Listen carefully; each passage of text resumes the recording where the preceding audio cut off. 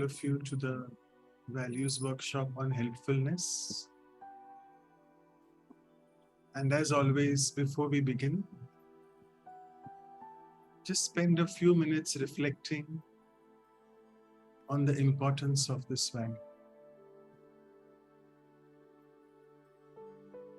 Asking myself, am I really helpful to people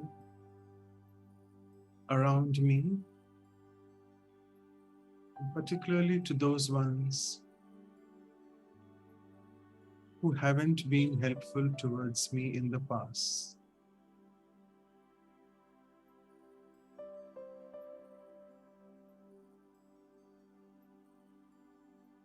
Giving the hand of helpfulness and cooperating people,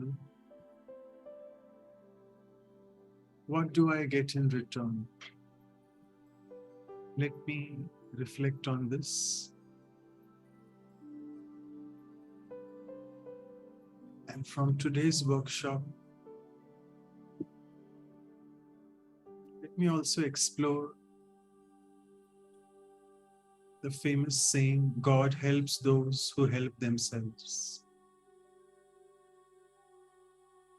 Am I able to receive that divine help, the cosmic help, when I need it the most?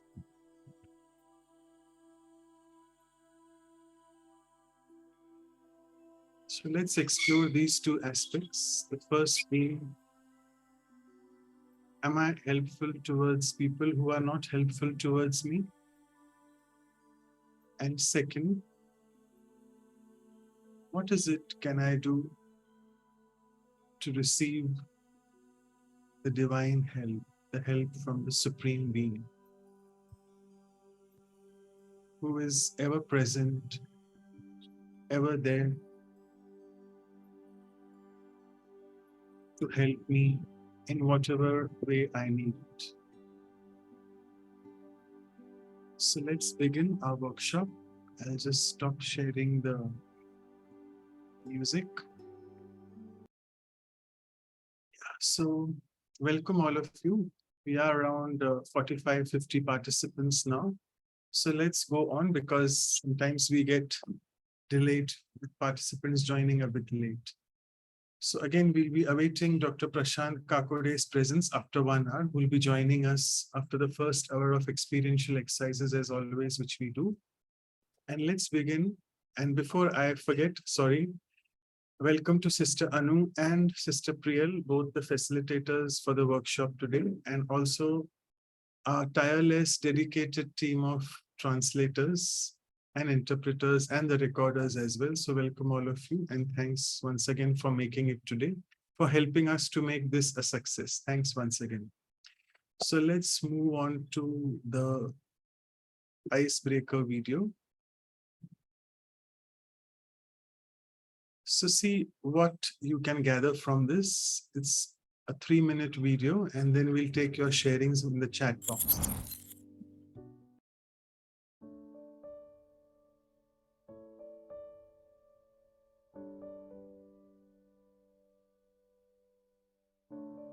Once upon a time, there was a very lazy man in a village. He would keep trying to get food without doing any hard work.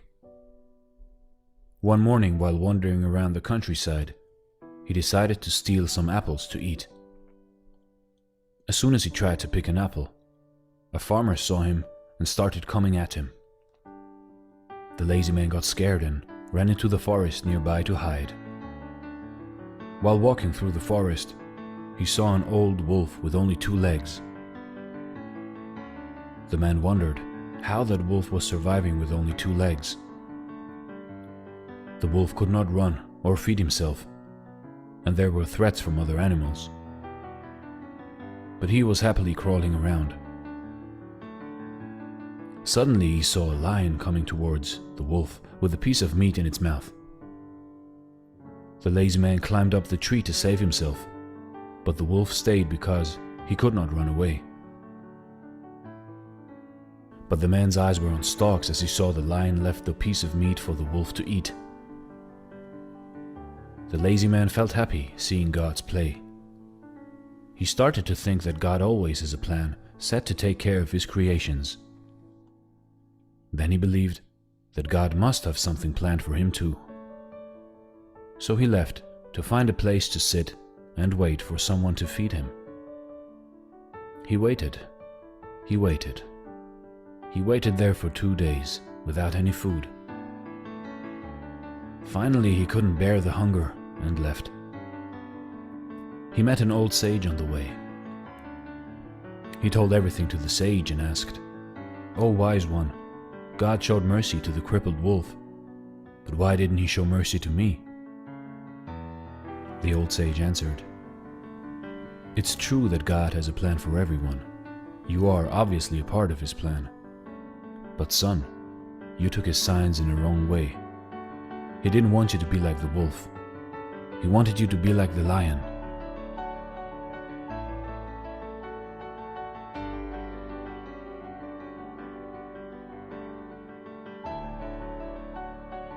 Sometimes in life we can misread God's signs for us and take them in a wrong way. But don't despair. Maybe contemplate about your life so far and think about what God's signs story could shine a light on the more happier and more successful path.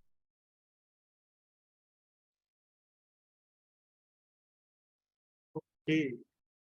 So 50 of us. So maybe you all want to share the quick insights from this video. You have 3 minutes, and then we move on to the next activity. So you all can share in the chat box because that is more convenient for the icebreaker videos to save time. Sorry, we have Yes. to be giver, not expecting something the others. If we give something to the others, it will be return us. Thank you. Excellent, brief, sweet, and very apt. Yes, we have to be the giver. And that person was actually very all right. He was quite fit and fine. He was not crippled like the wolf. So we have to understand that the sage told him, there's God's plan. You have to be like the lion and help others. So fantastic. Thank you, Sister Gulden. Okay. If I just wanted to know where Sister Gulden is from, which part of the world? I'm from Turkey, Ankara. Oh, so you're Turkish. That's GU is the umlaut U. Okay, fine. Thanks. Okay. So Lara is saying something. I think it's Portuguese. So you can just tell us, Brother Manuel.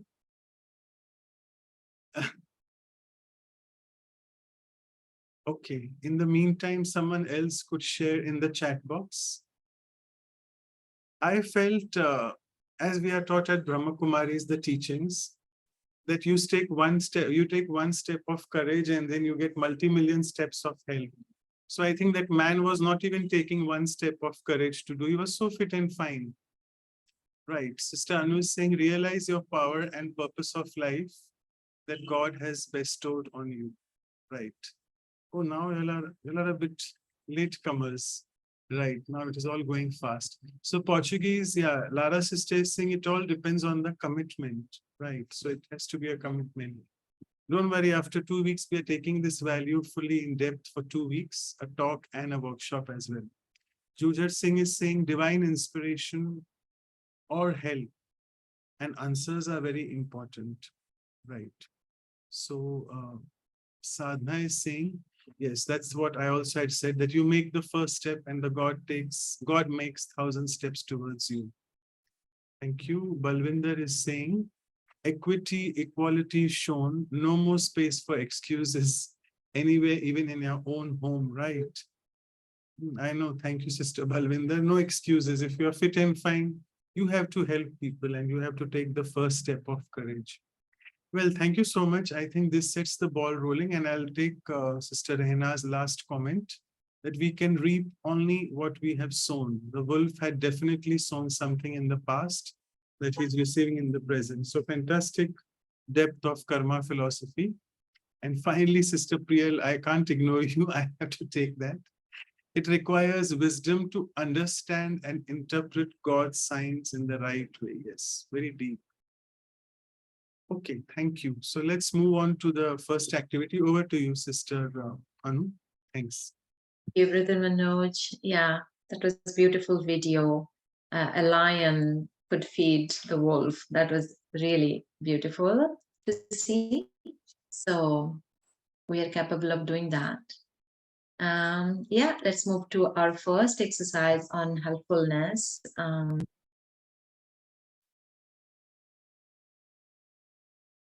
So as we always do, let's reflect in our own life how we have been helpful.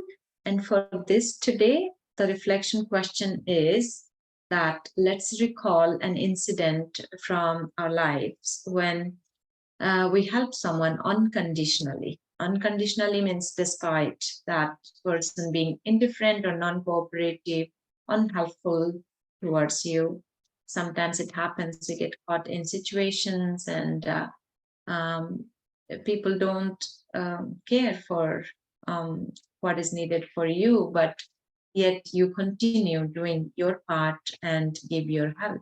So let's recall one of the incident from your life and let's see, as you recall, as you went through that difficult situation where there was no cooperation, but you continued to give your cooperation, your help, then what benefits did you receive? What is that did to you? So what benefits for self can you identify from such helpful act of yours? So let's take a minute to reflect on it, then we'll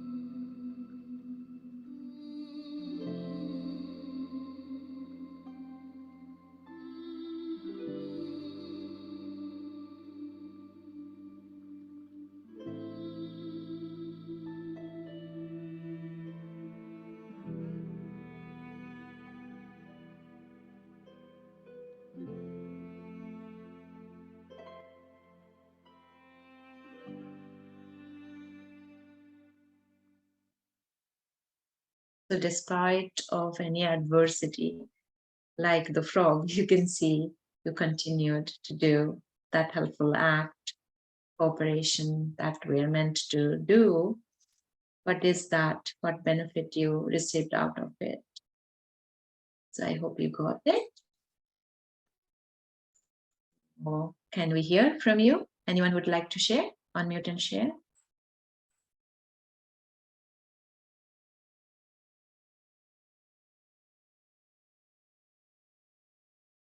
So Balvinder says in the chat, you help yourself only, then other will help you. Yeah, it's kind of resonating with the video as well. But anything from our reflection? You can unmute and speak. Anybody? I'm sure we have difficult situations at work or at home, and we chose to continue to give help and cooperation. Anyone? What is the benefit we got out of? Sorry, I'll say very subtle things. When I meet someone, always give a smile.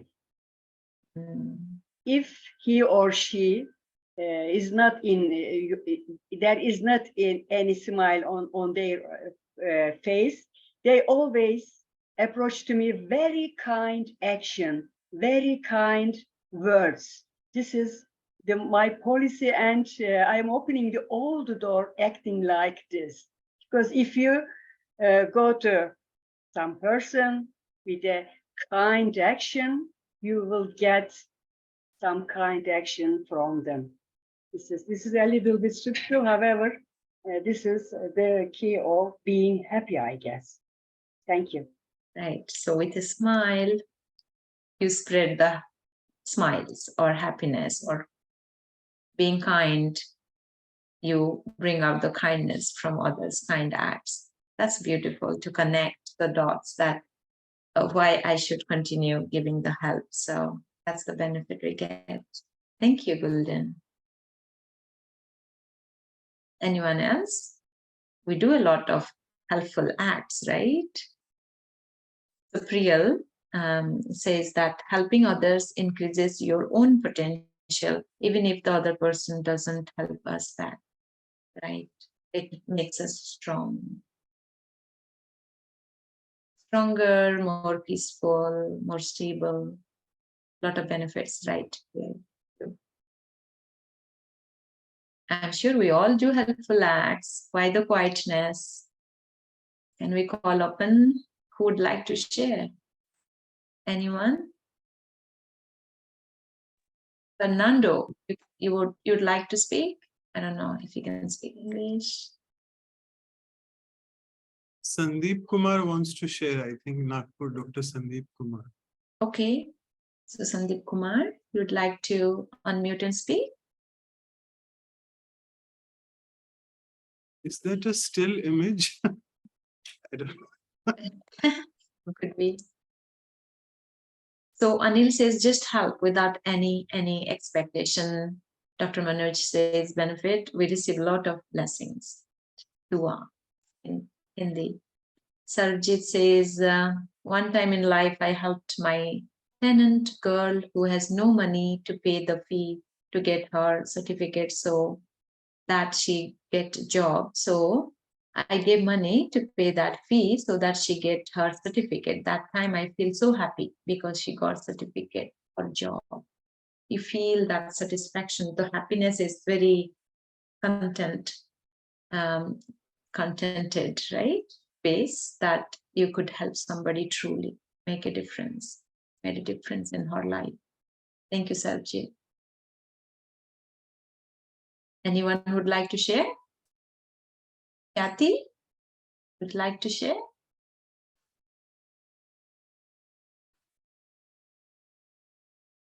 Julia, sister, you would like to share something?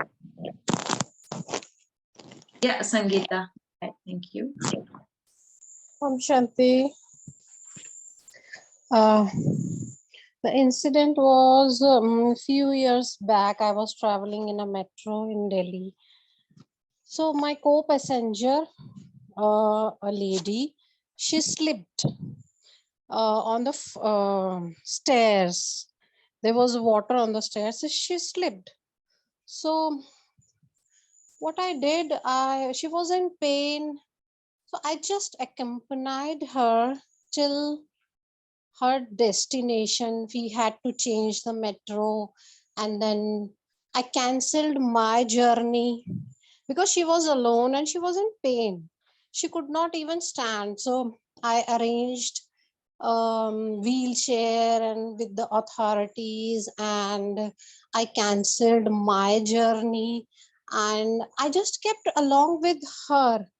That help touched her so much that after that we became friends just because of that incident. She was touched so much because of this. That's beautiful sharing. So yeah, it establishes connection, friendship.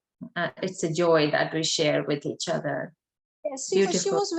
she was very much touched that we don't know each other. We were just sitting together in the metro, and you canceled your journey and gave time to me.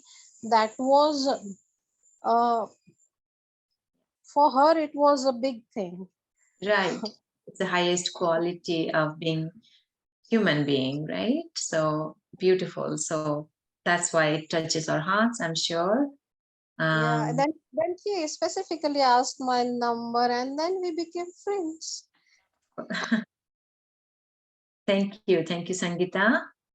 And we got the sharing from Lara, and that feel peace and happiness. It is a feeling of exercising giving without interest in receiving. Yeah, thank you, Manuel brother, for translating. And Sandeep brother says the internet is not good. He's not able to share. Sadhana says help should be given to anyone in need, even if they are not cooperating, not helpful to others. And that's right. We know it, but are we able to do it? So I think the reflection is to check if we have done, and at least we can reflect and see that when we can do, how great we feel ourselves. Really being a human being, like we justify our existence, maybe. Sarjit says, yeah, you may. So Dr. Khyati says, the more you do for others, the more you do for yourself. Rich Palbai says, when you love someone without expectations, you will help unconditionally and feel happiness and be. Vidhi says, she's not able to share. Subhas. So I'll just read one or two more. So Subhas says that given training to a lot of people for operation and maintenance, it gives satisfaction. So being helpful is a quality of the spirit, the soul, and it uplifts us. Okay. And Neelam says, good act never get wasted. Maybe there was no, okay, Balvinder, we can share. No, I think we are almost time. So maybe next time you can share next activity. Sorry, let's move on. So Sangeeta says, when we miss at times to help others, even when we could, that also remind us that we didn't help. So the conscience is uplifted. So, okay, Deepak Bhai, you can show whatever we have written. So as you all know, you'll receive all this sharing. So we can still look at it and reflect through. So the helpful acts, the benefits are you spread the happiness as you help others. It increases your own potential. We receive a lot of blessings. We feel very happy, satisfied in life. And mostly, as we all talked, that giving without any interest in receiving, that is the true help that we can give to others. And when we love somebody, but I think as human being, we have love for every being. So we can share that help that gives us happiness. We feel peace and happiness. It's a giving without interest. So that's all. Let's move on to the next to experience deeply with the meditation. So I'll hand it over to Prabhu. Okay, so thank you so much, Sister Anu. We just have 1 minute. Mr. Balvinder, if you want to quickly in half a minute share, otherwise you can do it in the next activity. Sure, Balvinder, sister, you had a thought, so you can share. Half a minute. Half a minute. Quickly. Go ahead, yeah. Okay, good morning, everyone. I'll try my best, but you can cut me off if I take longer than that. So what happened? Okay, what happened is in 2018, one of my colleague at my workplace, she got into trouble with her boss. So she got threatened about her job security, and she felt paralyzed with so much fear. I'm going to lose my job. These are the feelings she was feeling at that time in 2018. And she contacted me. When she contacted me, she was finding herself at the lowest bottom of her life, lowest energy level.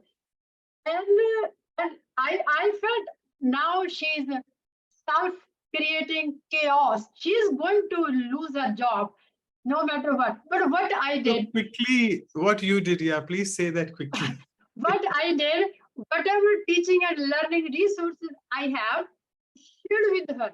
And for almost 1 month, I continuously stay connected with her with self-affirmation. You can do it. You can do it. You can do it. Yes, you put your best effort in order to understand the curriculum, and you can do it. And now she's still teaching and she's retiring next year. It's been 5 years. I'm feeling so good about myself. I did So it. feel good. very Thank you happy. so much. Yeah. So the affirmations is a good sort of what we call at Brahma Kumaris the Mansa Seva. You helped her to improve her morale, build her self-esteem, which is really great. Thank you. So let's move on to the next part of the workshop. And as always, before we move on to action planning, I know Sister Priyal is eagerly waiting for the action planning activity.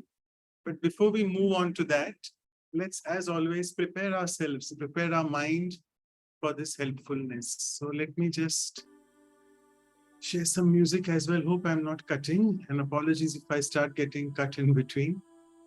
So let's sit back, take a deep breath in and out.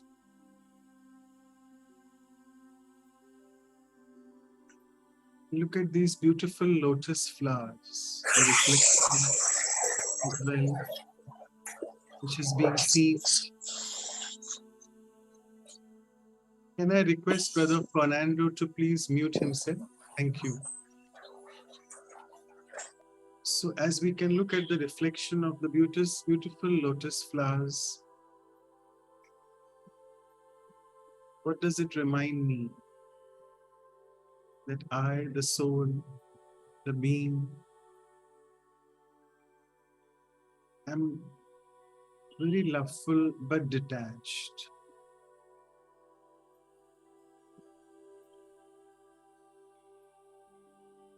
As we discussed from the past exercise, that my love towards others is seen in the form of my help for them.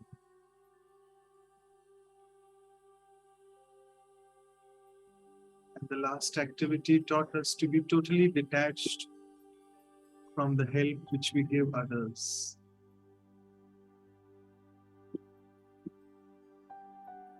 Unconditionally, I receive the help from the Supreme Being,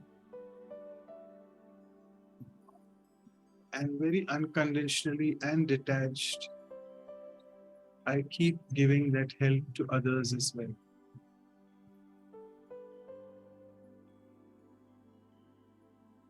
And now let me come back into this being aspect of myself. I, the being, the beautiful soul energy that I am.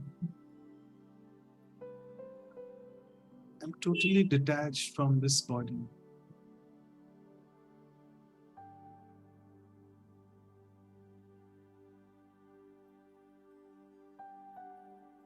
The more and more I remain detached, the more I can keep receiving the divine help, which is all pervading and always present. The Supreme Being is always ready to help me, provided I take the first step.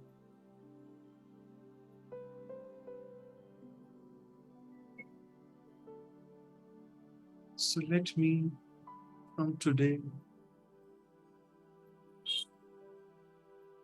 try to take more and more from the Supreme Being, because He is ready to give me all the time.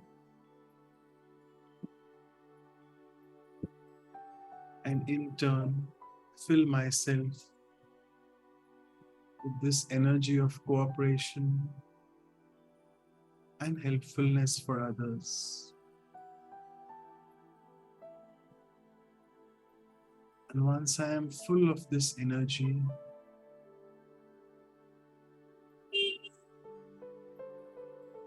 the help from my side, it becomes a natural nature of my being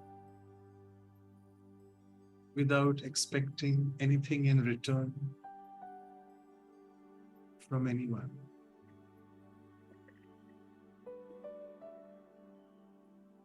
So with this pretext, having this unconditional help from the Supreme Being all the time, let's move on to the next activity. Over to Sister Priya. Thank you. Thank you, Brother Manoj, for taking us through this beautiful meditation experience. Indeed, we all receive immense amount of help from the Supreme, always and every day. Now, with this, we move on to the action planning. The action planning, as we all have been doing it, is an opportunity to create a working plan for inculcating or incorporating in our lives the value that we have been, that is the value of helpfulness. So I would like you all to take a few minutes to reflect and to note down what changes do you want to inculcate in yourself, which will help you to reflect helpfulness in your behavior, or reflect on what habits you need to inculcate in order to receive the divine help or God's help in your life. Take 5 minutes or take a few minutes and reflect on these.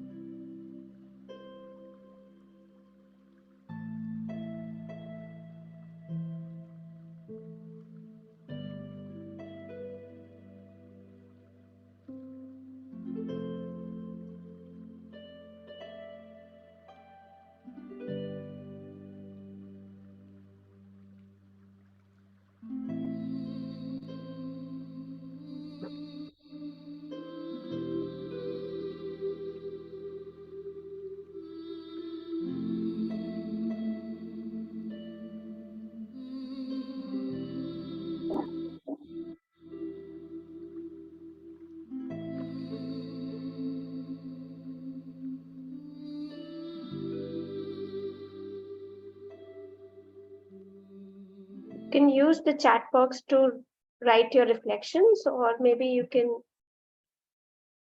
unmute yourselves to share your sharings.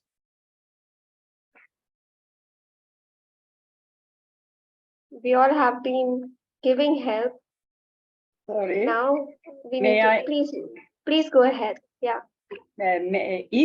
If we approach to something or somebody without any expectation and full of love and clean heart and pure thought, we can get the help from the divine or supreme soul. This is my way to approach to someone, somebody, something. Being helpful, love, okay, and without expectation. Okay, thank you. That's wonderful. Having a clean heart will help you to gain the blessings and the help from the divine. Having clear heart and not expecting anything in return. Great. Anybody else who would like to share, please unmute yourself or raise your hands.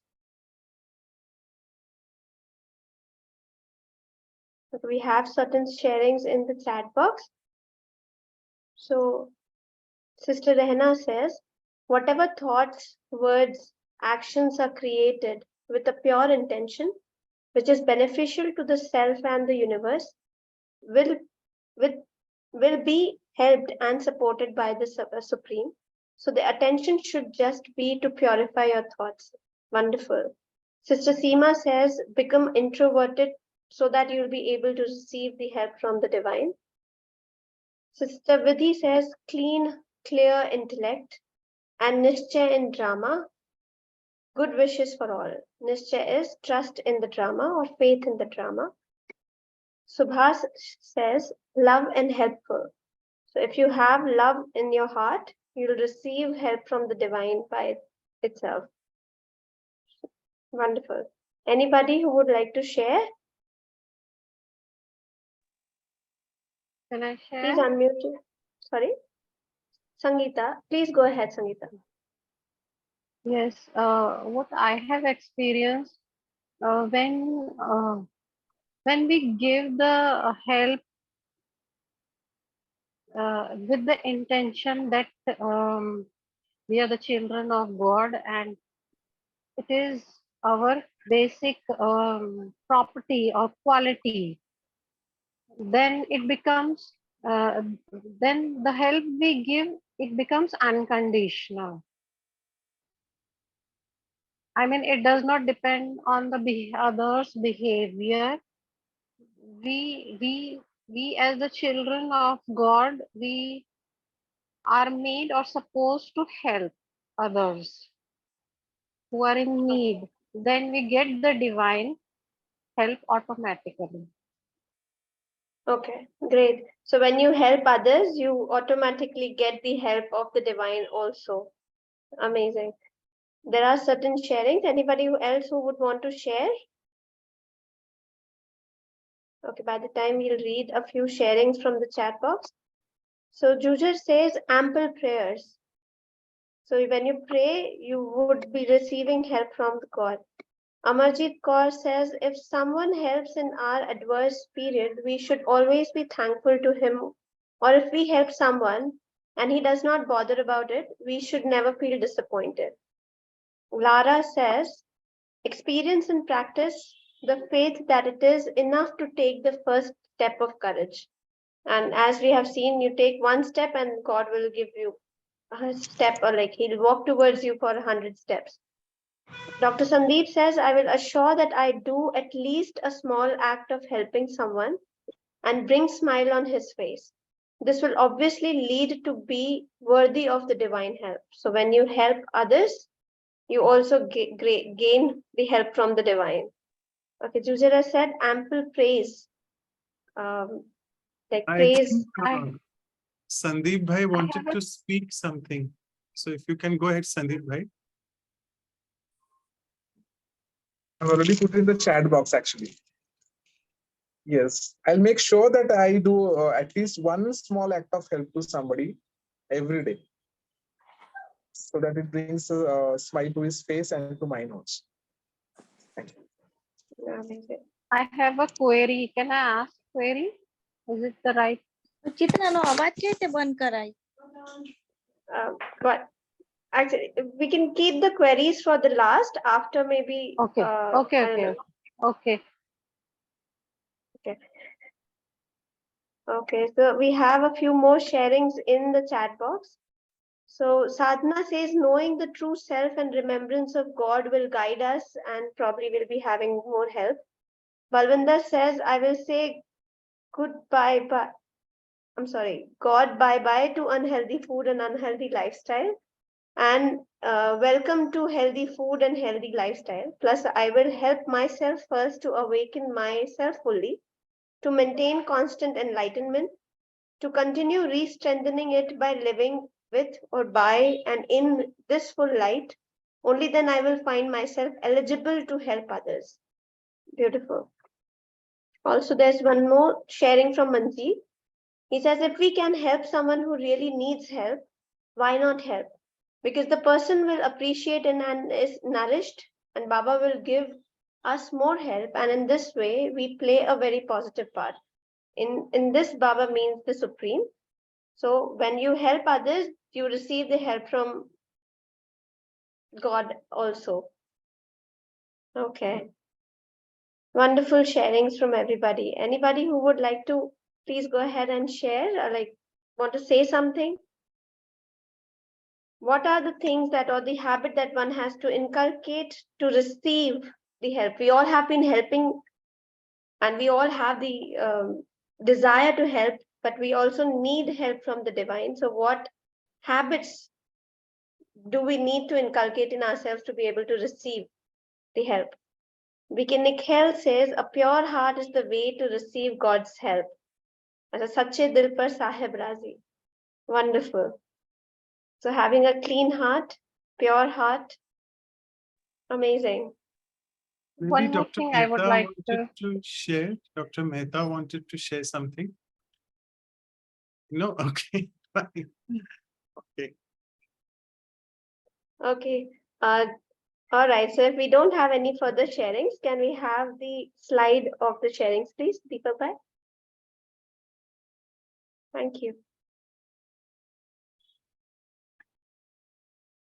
Okay. So those were wonderful sharings, like being introverted, having a pure heart, clean heart will help us get the help from the divine. As been Sache Dil Par Sahib Razi, as has been already says, a lot of people said that having a clean heart will help you to get the help from the divine. And also when you help others, you receive the help from the divine also. So, and ample praises or knowing the true self and remembrance of the God will help us receive the help as well. So these were, and also like somebody shared that you help somebody every single day, keeping that habit, so that slowly it will develop into having the receiving the help from the God as well. Thank you for those wonderful sharings. Now let's move on to the next part of the workshop.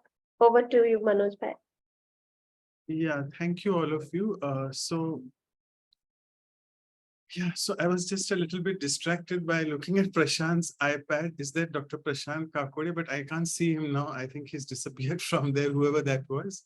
So we'll keep a track of that, sister, and just keep looking at that.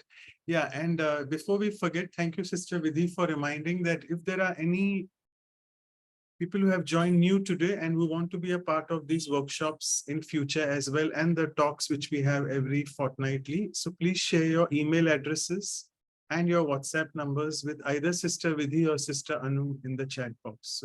Or you can send it to everyone as well if you're comfortable.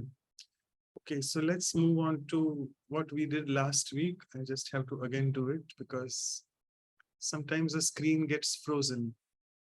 So I don't know why that happens. Yeah, okay. So let's begin. Otherwise, Anu, sister, you be ready with that. Let me see. Yeah, it's working now. Okay, so we had this conversation with two beautiful senior Rajyogis all the way from UK, London, UK, Sister Daksha, in conversation with Sister Shashi. So they had a lot of inputs on helpfulness. It was helpfulness is service to mankind. All of us know that very well. And they covered, Sister Shashi covered here that one teaching which also reminds me here of, I think she mentioned about Dadi Janki, if I'm not mistaken, that never remind anyone of their past mistakes. This is a big help, actually, which we can give to others. Because let us meet everyone with a clean slate of mind. And every meeting of ours with the person should be sort of a new meeting. And this will actually help that soul to be motivated, and that soul will actually really feel very good and will progress, rather than reminding that soul constantly. Because Dadi Janki gave this example. And if I remember this correctly, not from this talk, but I remember from a few other previous sharings of Dadi Janki that there was a soul in UK. Dadi Janki was quite direct in her dealings with people. So she told her something which that lady didn't like at all. And then for some reason, she stopped speaking with Dadi Janki. So Dadi Janki really felt that, and Dadi Janki never actually stopped creating pure wishes and good feelings for her since then. But this soul took really almost, I must say, 12 to 13 years. And after 12 to 13 years, she just suddenly ran into Dadi Janki once and really gave her a big, tight hug and told her, Daddy, I'm so sorry. Apologies. I haven't been speaking with you since last 13 years. So Dadi Janki said in Hindi, Pagli, which means, are you crazy? That is a thing of the past. And forget the past and always look at today, what is happening today. And I have never stopped having feelings of good wishes for you and pure feelings as well. So just let's look at each other from today on. And then she was like, her life got transformed. So this reminds me that reminding ourselves that though I may be having a bad past with anyone, but I don't need to remind those people of what we had in the past, particularly their mistakes. And Sister Shashi mentioned about two kinds of helpfulness. One is on the physical level, where we give a lot of charity, donation, and even to various NGOs. In incognito help, she mentioned. Many people do that.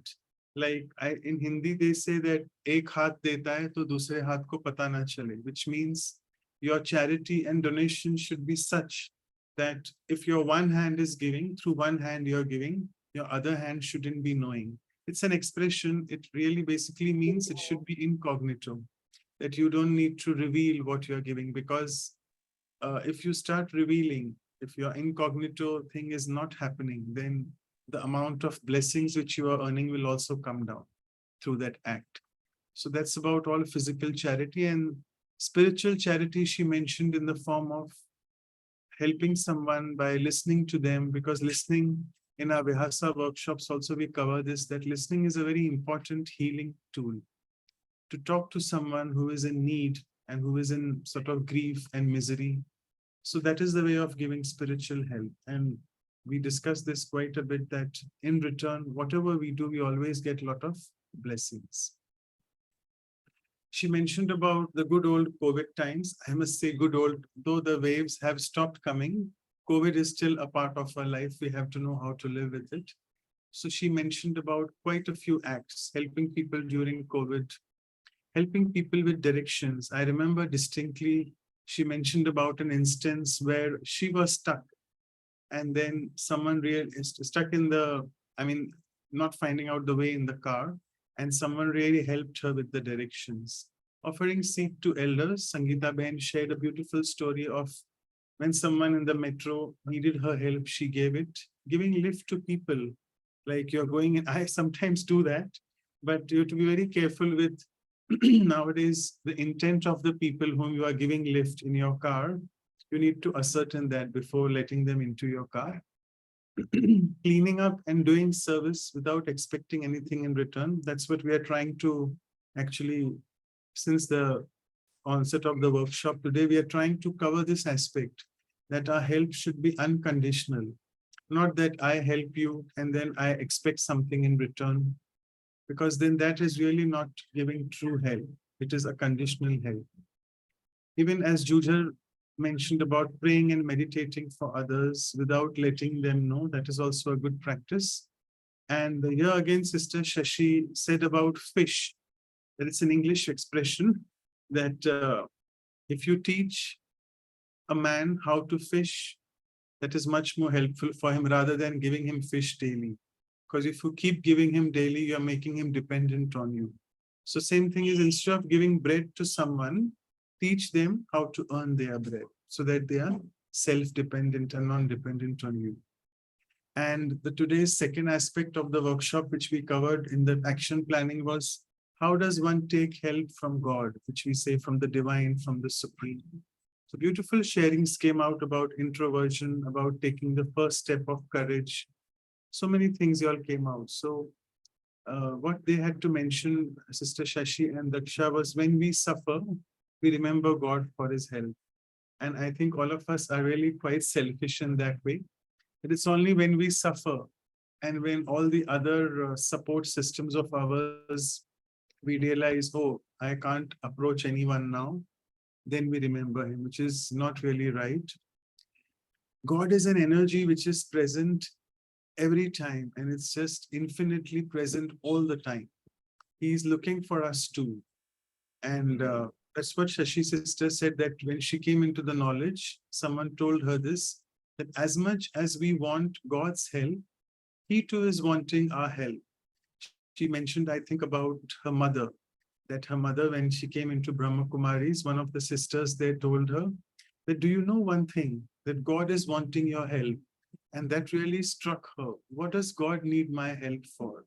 So I'm sure the ones who are practicing this spiritual practice of Raj Yoga meditation, I'm not telling you, I think Brother Prashant will tell us more in detail what sort of help God needs from us. Our search ends when we know who we are, who God really is, and how do we connect with him. This is the basis of Raj Yoga. The first two chapters of who am I, who is the divine being, the supreme being, and the process to connect with him. And as we know, the meditation is the best way to connect and receive the divine powers.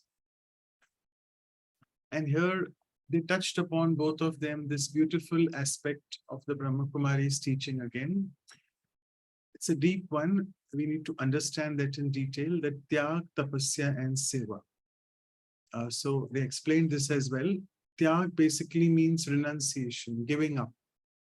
So what really we need to give up, we need to understand. It is giving up or letting go of our old patterns and old behaviors, our old way of thinking, our old sanskars, which hurt people. So we need to give up those. And if you want to say it in a very big way, it is giving up the vices. So all the vices which all of us, we keep discussing in our workshops all the time. So that's the first step. Second is tapasya. Tapasya is intense effort. And if I want to say in some other Rajyogi terms, it also means determined effort. If I want to achieve something, I really need to do intense, determined effort. So if someone wants to say in the meditation aspect, if you want to do intense meditation, that also is called tapasya. So if I have these two things, first is the letting go of and the renunciation of those things which I don't want in my life, and doing intense effort, then I'm ready for service, that is seva. So it's important that I can serve the people only when I am empowered myself. And for that, I need to really have my connection strong with the divine. And constantly they said that one must keep reminding oneself about what is the purpose of my life. Fine, helping, giving cooperation is good enough, fair enough. But what is the real purpose of my life? I need to understand that.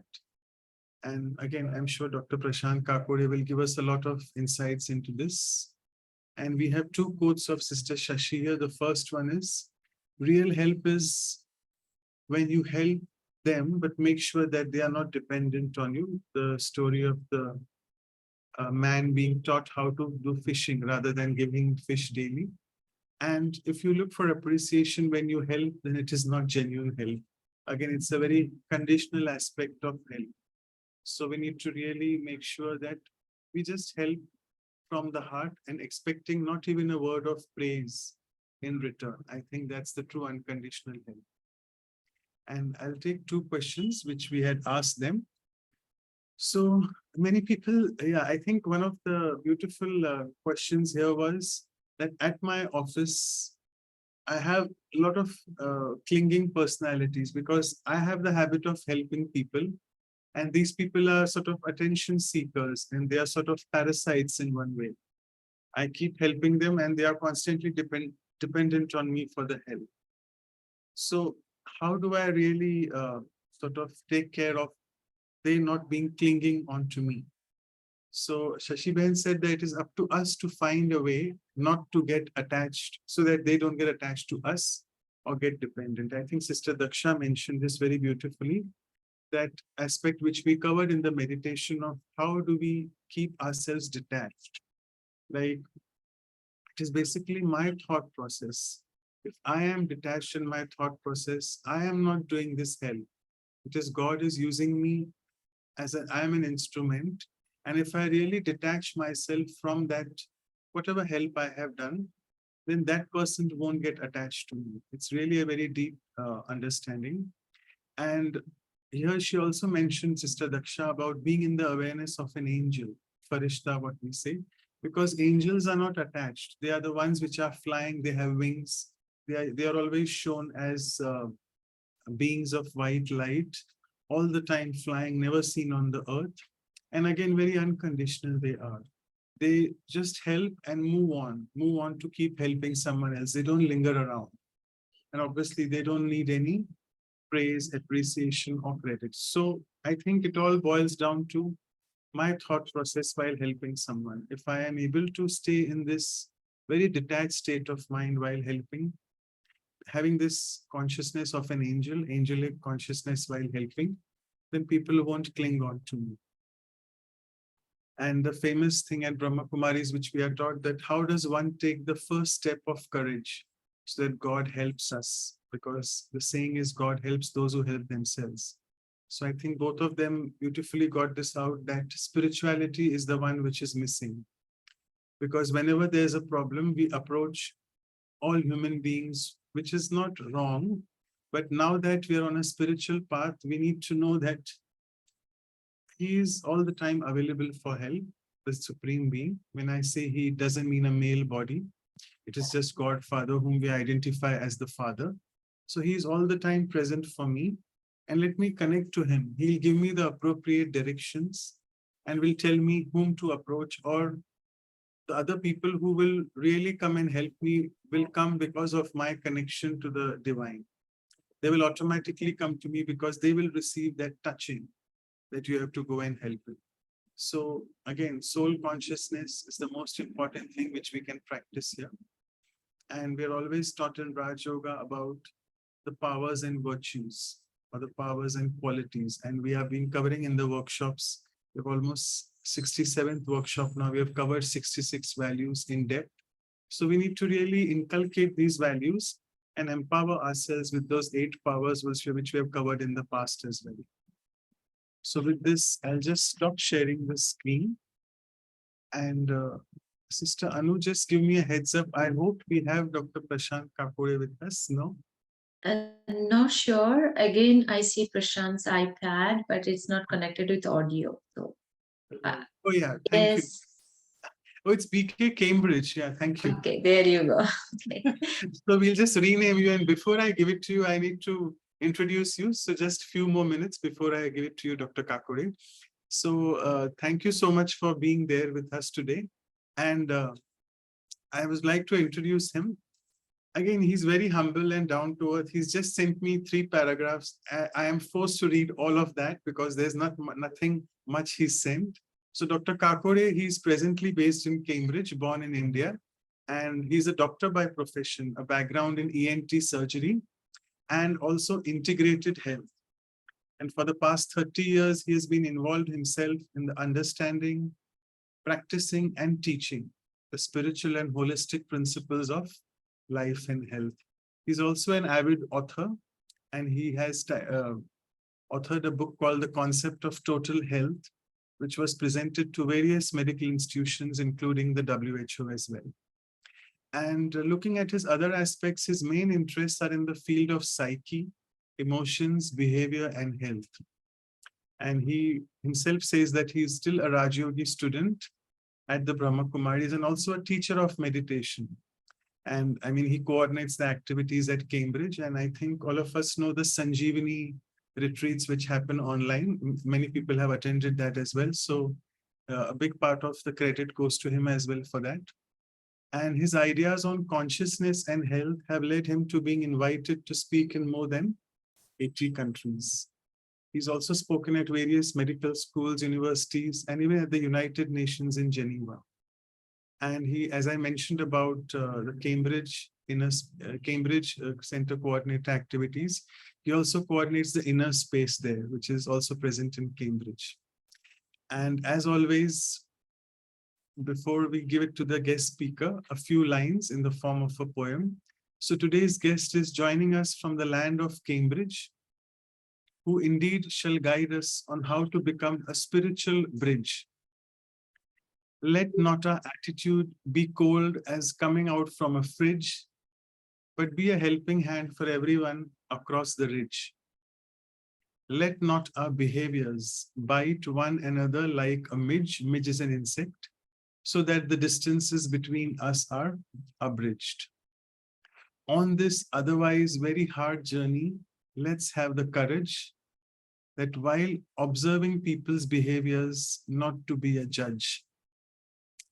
Living in harmony with each other indeed, without having a grudge, and helping people to come out from their vices, which act like a sludge. So with this, I would thank indeed a lot to Dr. Prashant Kakoday for joining. And the stage is all yours. Over to you. Thank you. Thank you, Manoj Bhai, and greatly appreciate the invitation. Greatly appreciate coming to Pune. Very special place for us. As was mentioned, when our childhood was in Goa, and Pune is very, very dear to us, from Goa. And such a beautiful subject. I was listening to the workshop, and it was very nice to hear different angles, different aspects. Also, feel free to type your comments as we go along. It will not be a talk. I am told it is still a workshop style. Also wanted to request if I can be made a co-host. I might use the whiteboard, but Yeah, on sure. the iPad that is there, that can be made into a co-host, if So is possible. the Prashant's iPad the same one? Yes. Yeah. Okay, right. So I was not getting a response from there. So that was you. Okay. So Yes. we'll make both of the as co-hosts. I'm sure Sister Anu has made it. Yeah. Thanks.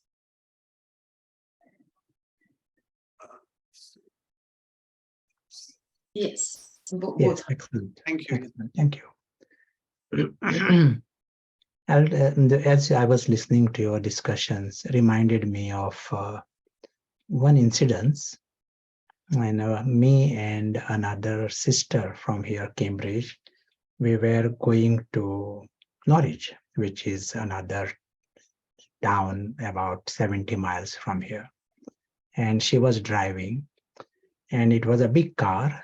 And normally it doesn't happen in this country that often, but in this case, the car stopped in one of the roads, uphill road. It was raining, cold, and it's a big car. So she tried a few things and it was not working. So I decided I will come out of the car and push the car up the hill. It was a slope there. And it was raining also.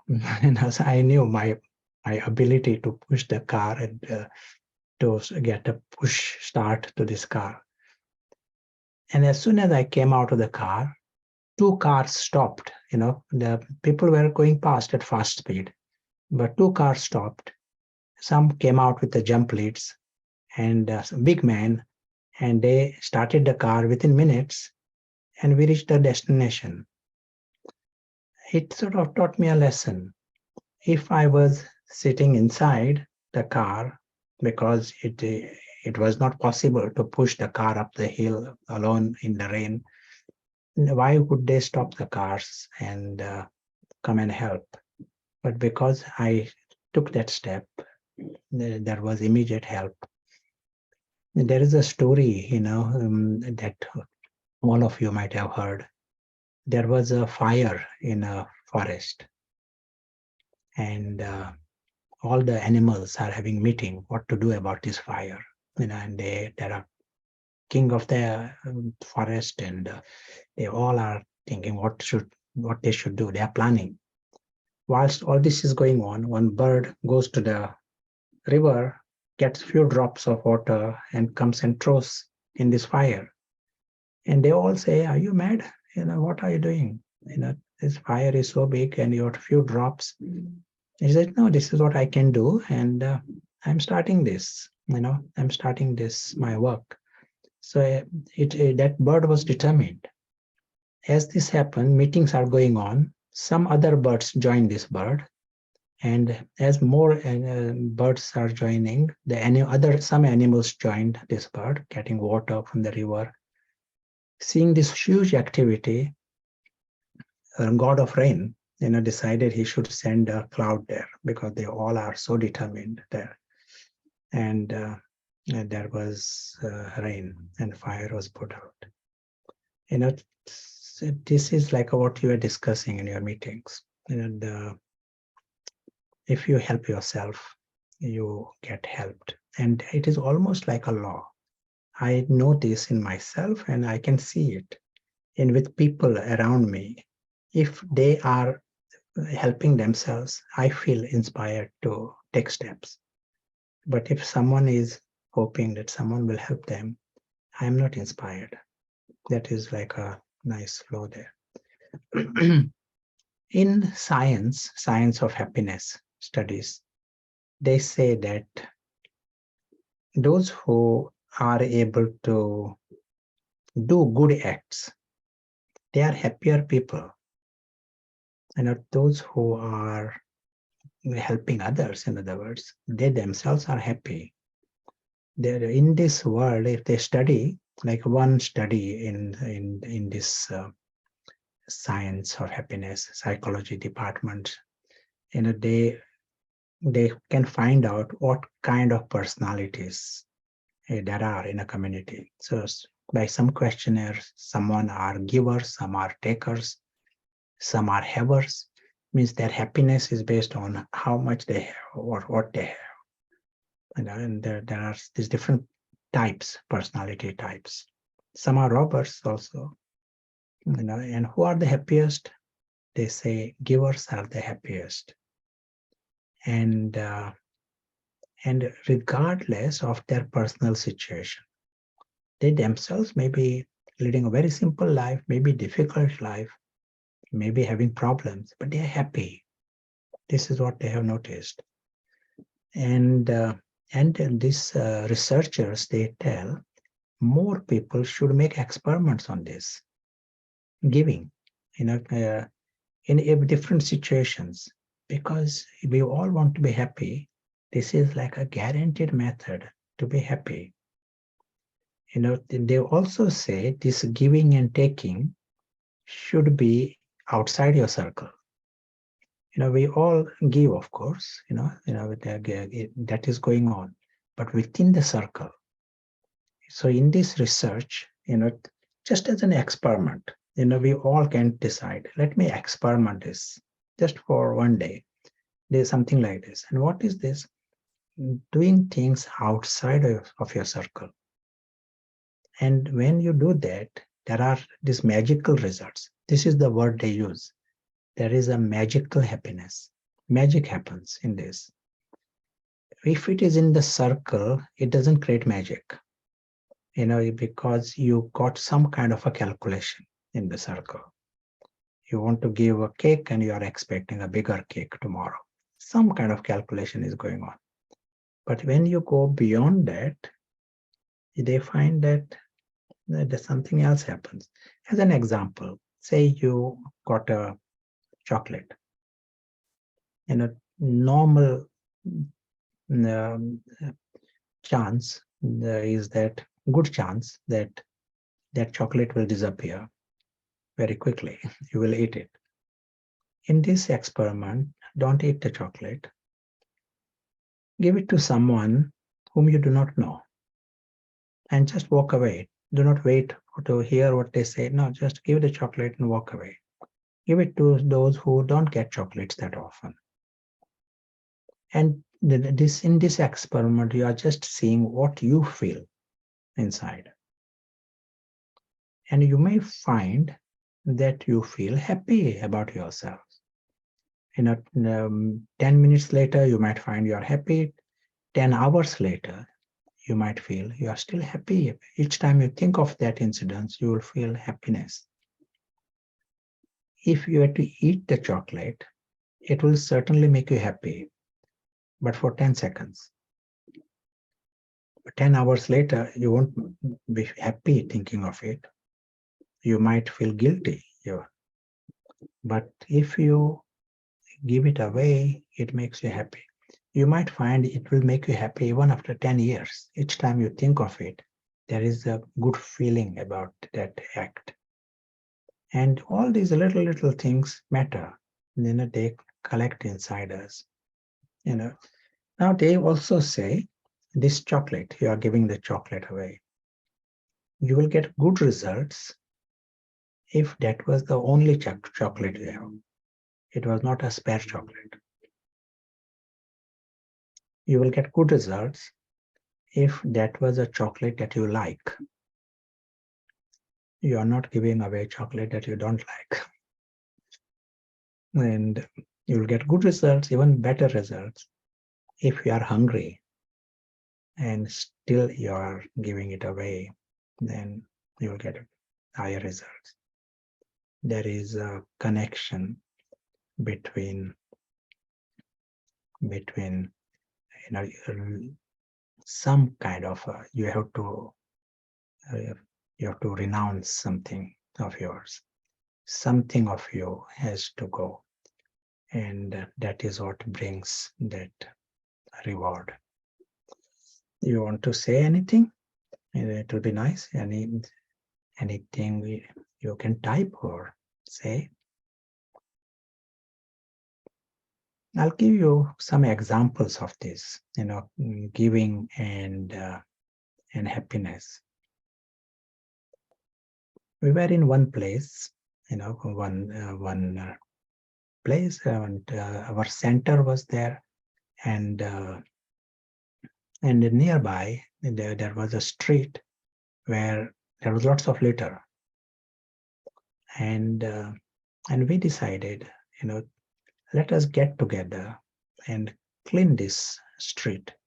The local council, they are not doing anything, but let us clear this street.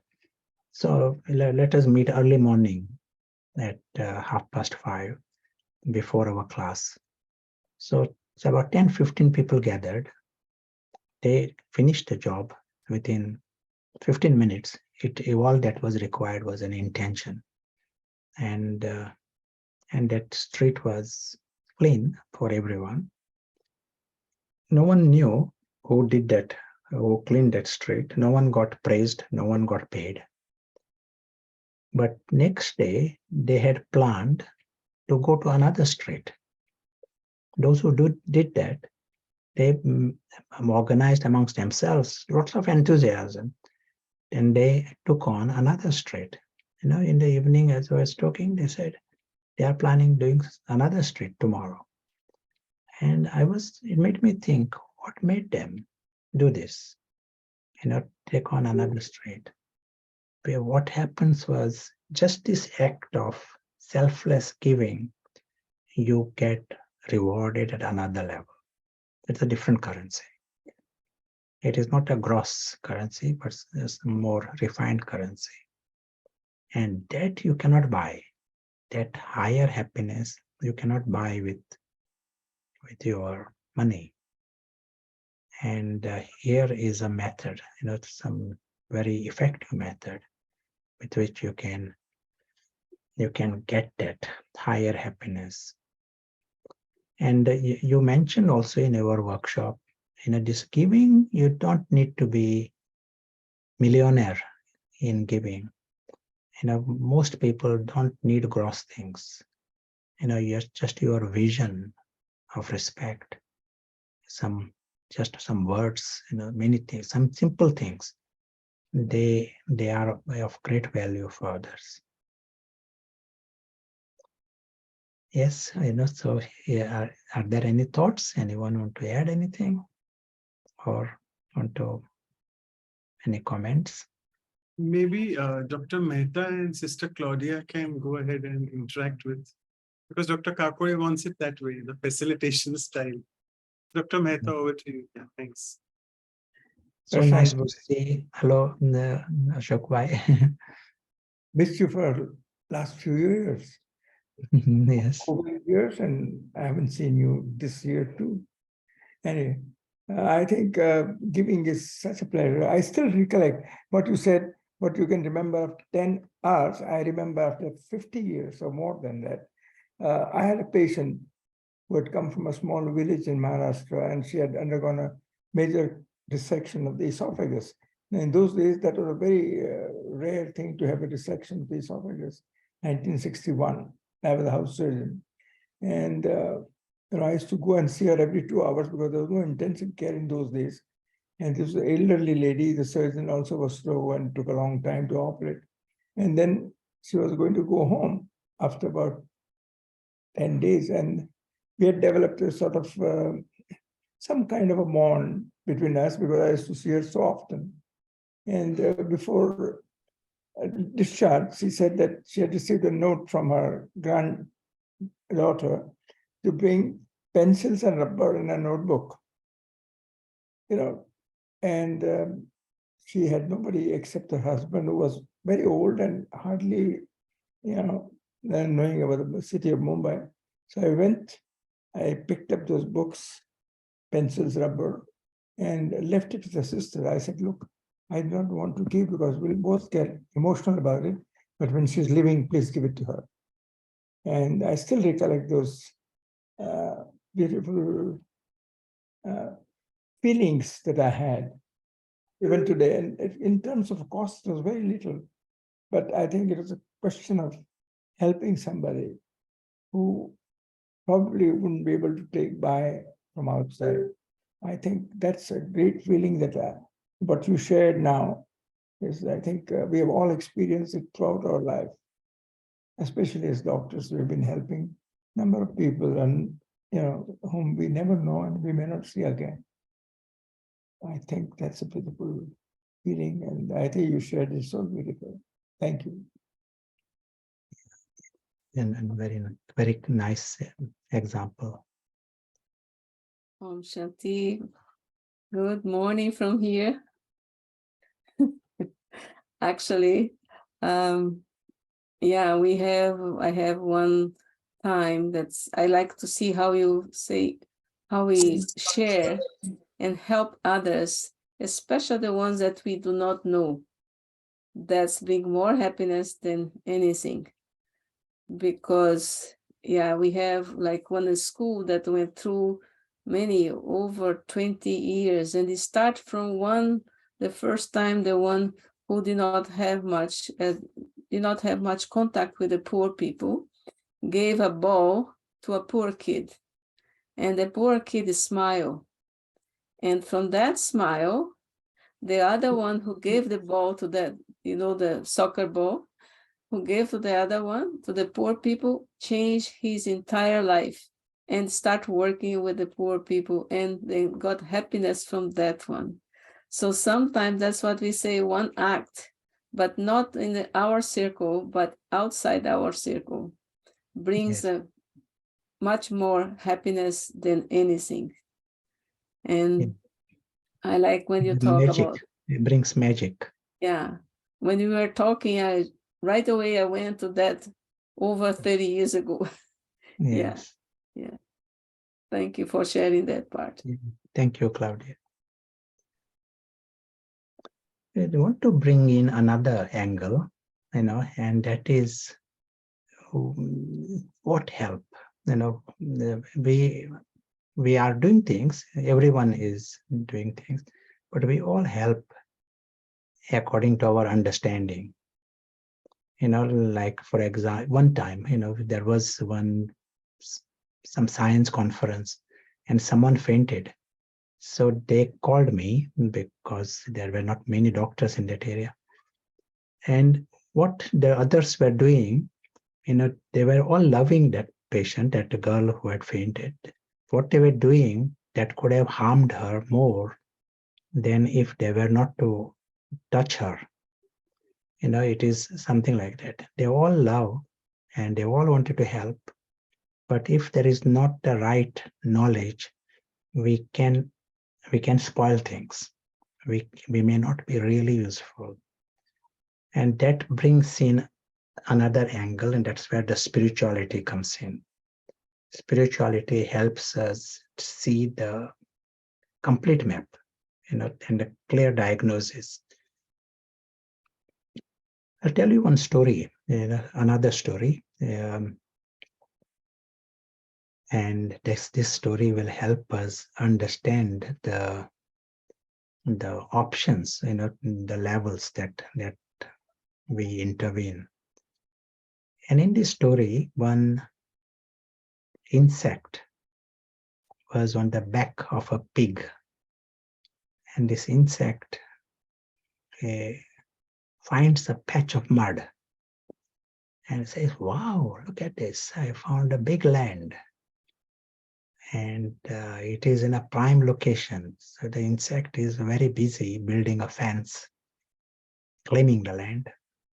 So when eagle comes and says, "Do you want to be the eagle? Do you want to come to the sky?" And this insect says, "Sky? What is that? What is that? To be the eagle, what does that mean?" He says, "I will take you beyond these clouds. You will see the sun. I will show you the mountains, valleys, trees, animals.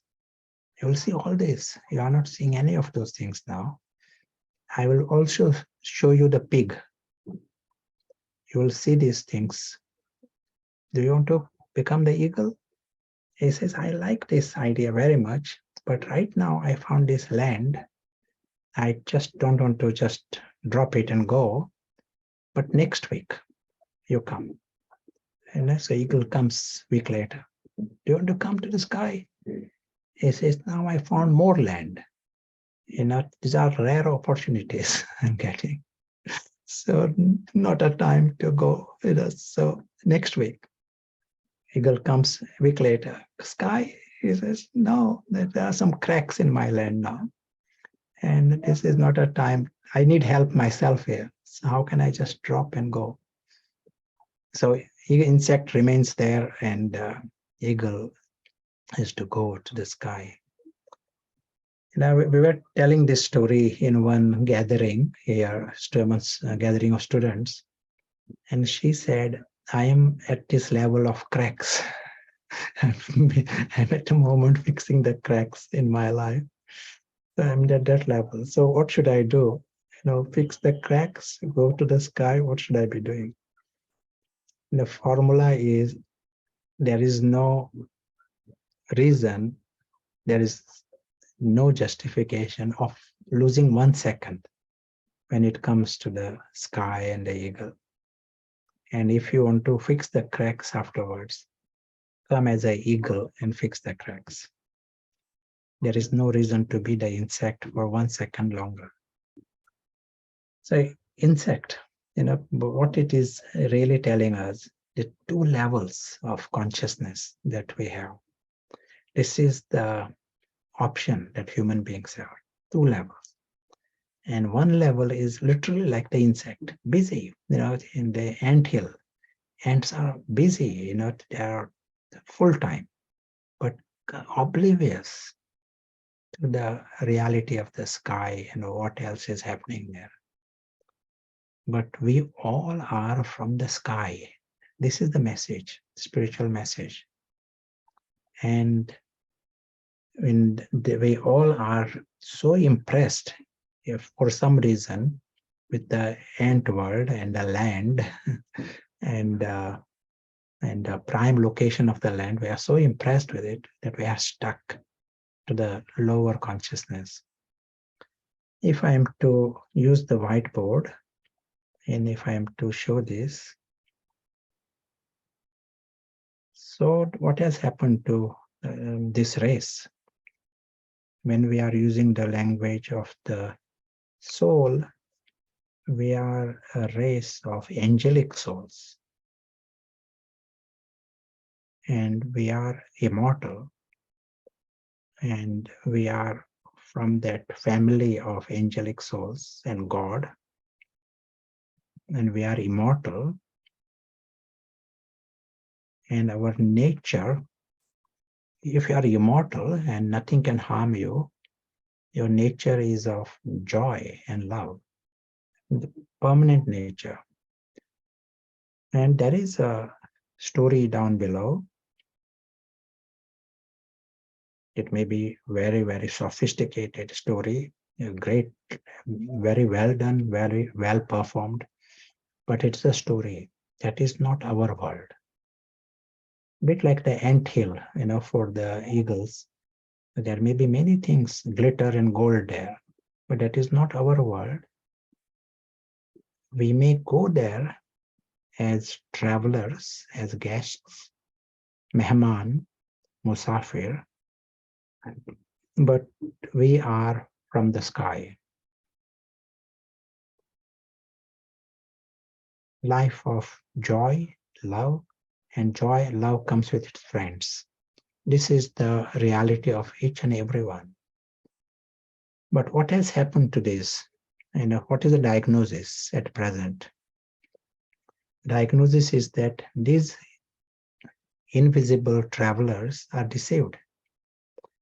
And when they are deceived, they are gradually getting drawn into this blue box. And they get into bondages, not just drawn, they end up creating bondages in that world down below. They start claiming things, so much so that it gives them sorrow. They take sorrow because of that the world there. They increasingly forget their reality, their world, as if it doesn't even exist for them.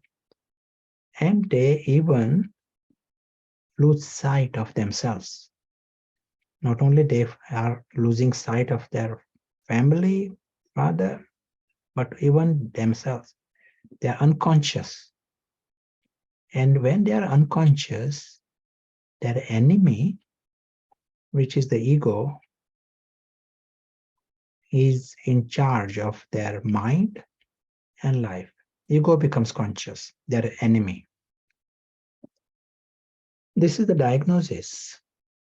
The real players, the invisible players, the eagle, we were giving the example, eagle and insect.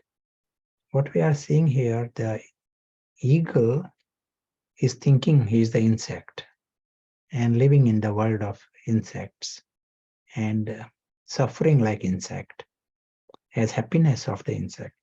So ego is like the lowest denomination in our mentality, ego-based life. Ego is the one who is quick at taking offense and quick at giving offense. That kind of life that is going on. And this is the kind of society that is created on the planet Earth. So spiritual message says that this is the diagnosis. Plato uses the expression, don't know that we don't know. Someone is deceived and he doesn't even realize that he's deceived. Here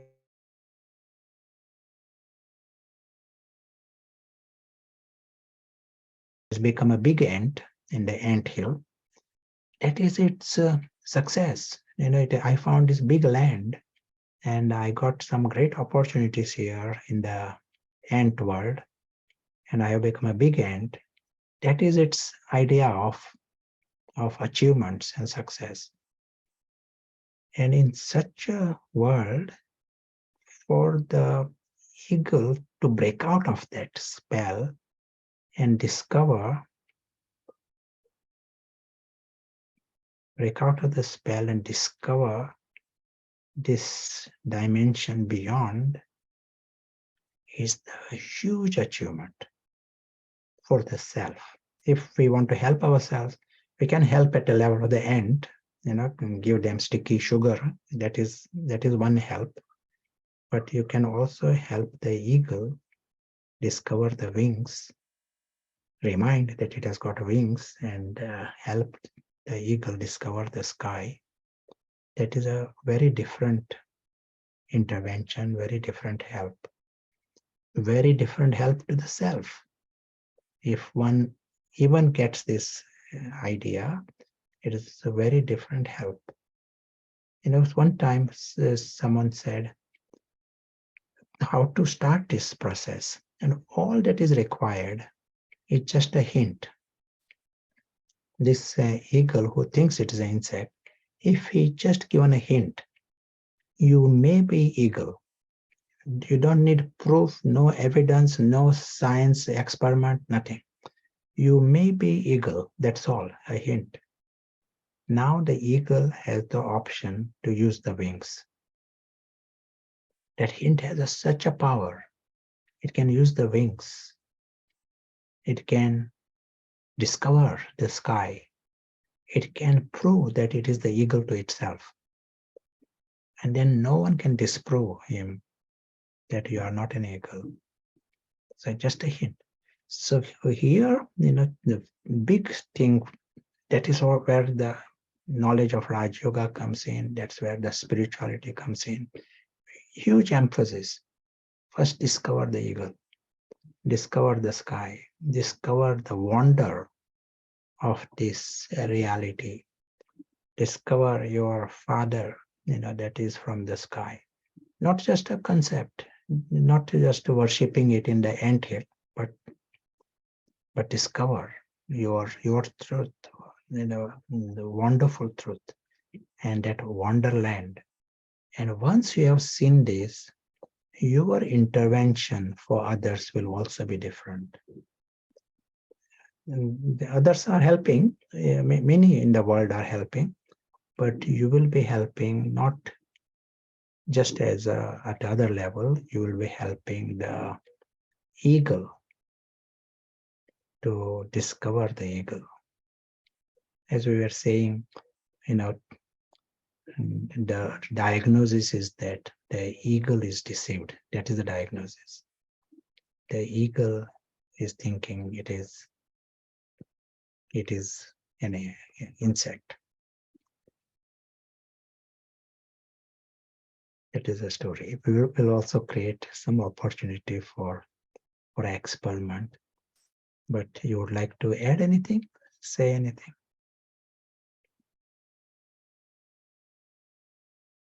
Do you like this in the sketches? It's nice for us to see. I like to ask you one question. How can we help the one who are like an insect to be able to fly again? How can we make without making the other one, of course, is that the one who is like the insect is going to be sensitive. So how can we help without them become sensitive? Yeah, excellent. In this game, your vision and your attitude is a powerful language. And as you said, the language of the words may stop at the ears. Language of words can end up into some kind of a confusion or debate. It can be anything. It can even end up into the insect taking offense, because when we have created ego and all this, there are complications out there. Ego may take offense also. Even if you are trying to be helpful, there can be complication. But language of the soul reaches the soul,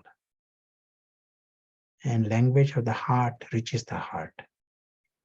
So just your vision, you are very clearly aware that behind all this that is going on, story that is going on, there is the invisible angelic soul. There is the eagle behind all this. There is someone who is very lucky here. You are aware of it.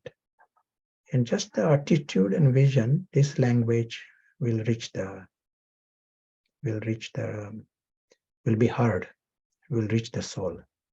It will start the process.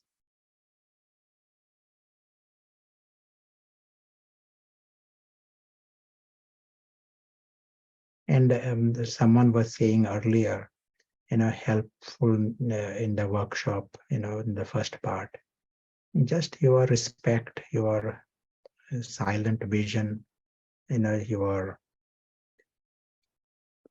thoughts, all these are having great value in this language.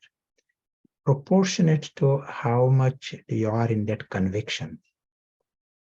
For the one who is conscious, the eagle that is conscious, there is, he knows with conviction what others are, where others are from. If it may start as a theory at some point, but more there is clarity and conviction, then the light goes far.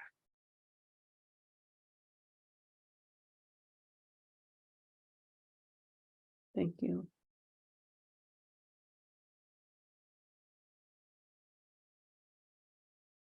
I like these questions. And any other thoughts anyone would like to add?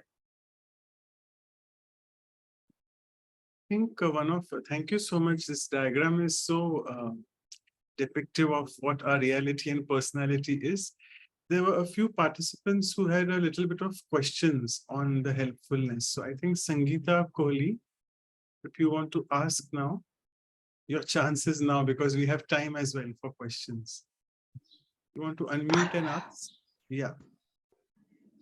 Yeah, Shanti. Many a time, so what I have realized that people come to you to ask for the help in the areas which are going towards the materialistic position in the world, and they are not at all interested in wisdom or getting any enlightenment, how to manage the life.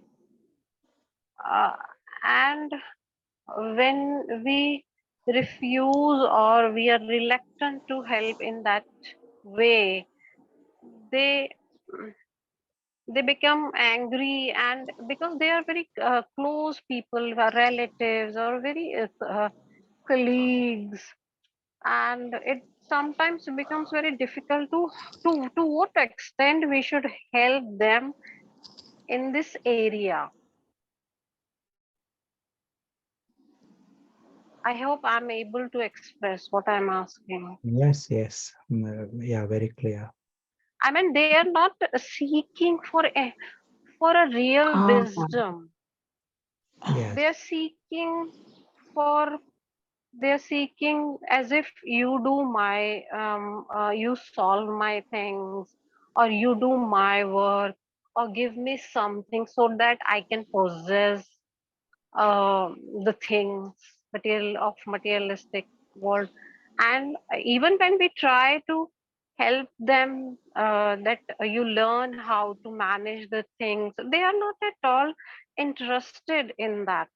So, and when they are very close relatives, that becomes very difficult to handle the situations, how to say no, and to what extent we should help, and how to make them understand that there is no end in on this pathway for help. You ultimately have to learn the skills, how to manage the life, how to manage the aspirations.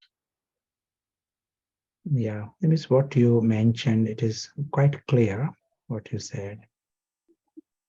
And in one sense, the person who is aware of this, he knows that he is happy to help at all levels.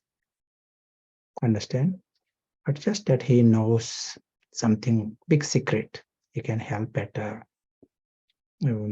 some at a level of the sky. He help the eagle.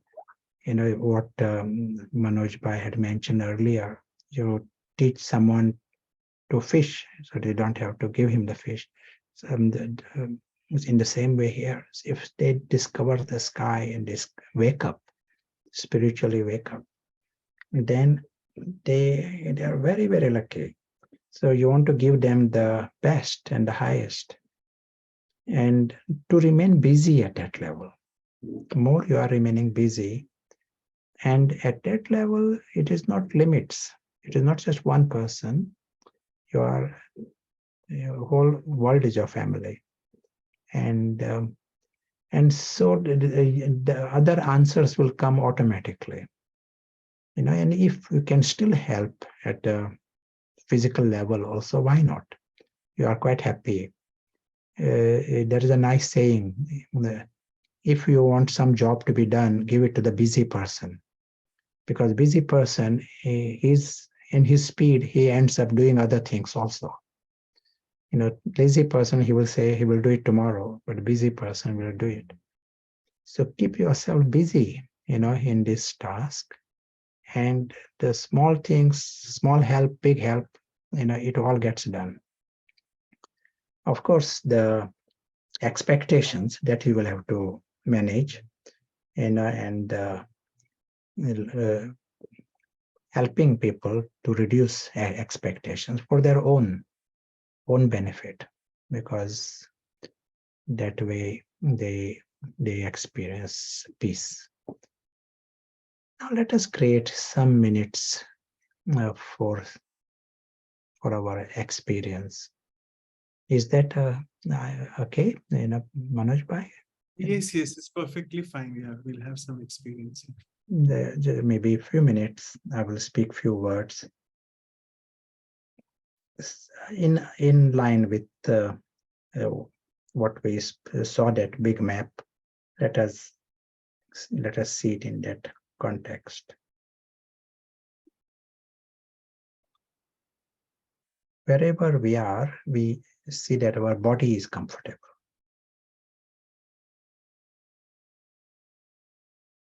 And we are able to use the best sight and best intellect.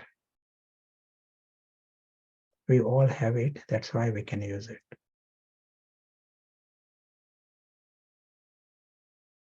And with this, we see the whole physical world as a story. In 1 second, the game changes completely. With the stone intellect, that same world appears to be everything. That story appears to be so big. Like that, for the ants, something has become so big.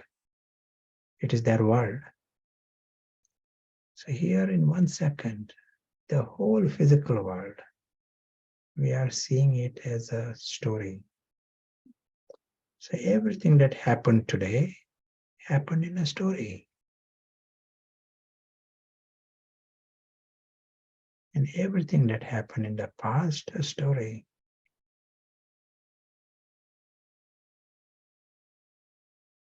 Right now, Prashant is here speaking. That is also happening in the story.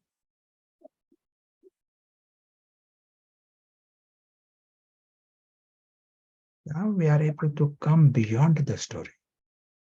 Story is not the whole thing. And beyond the story is silence.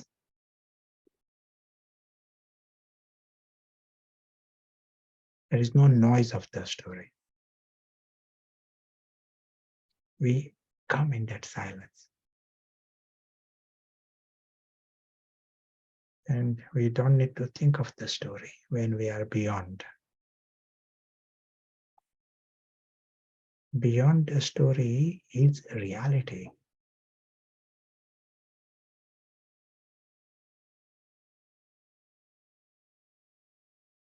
We see this world in the image of a sky.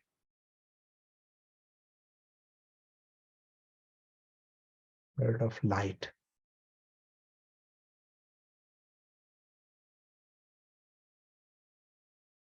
We see this as an expanse of light.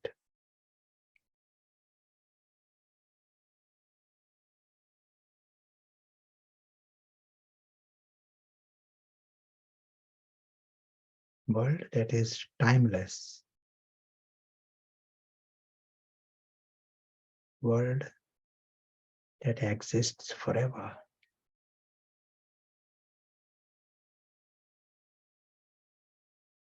With our spiritual sight, we see the reality of this. This is not just a meditation. This is our world. This is the home.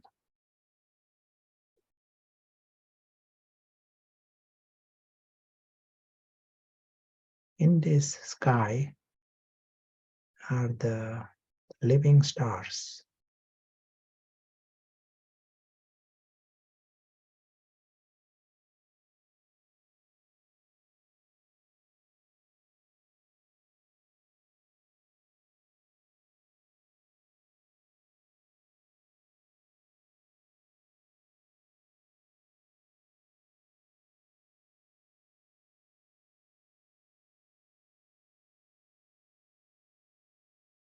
This sky is eternal and these living stars are immortal.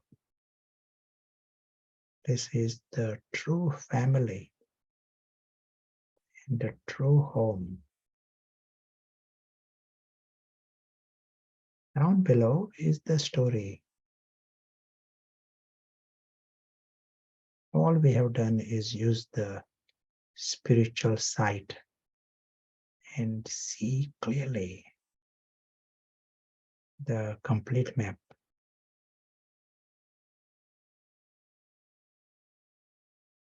This alaukic environment favors the true self, favors the soul.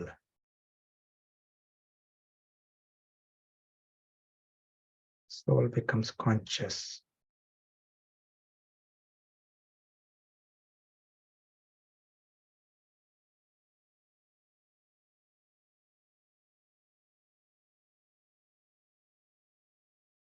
And for the one who is conscious,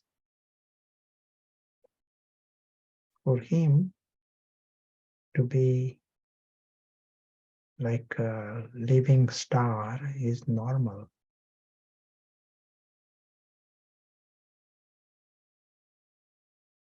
For him to be immortal, it appears normal. He's conscious.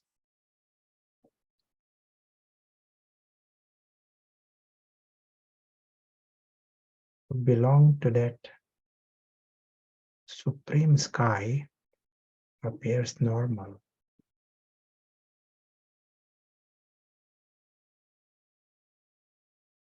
Completely independent from the story,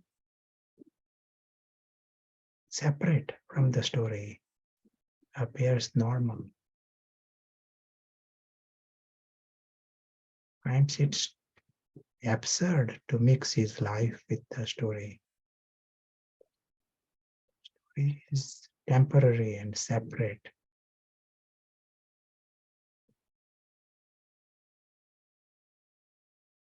He sees himself as an invisible player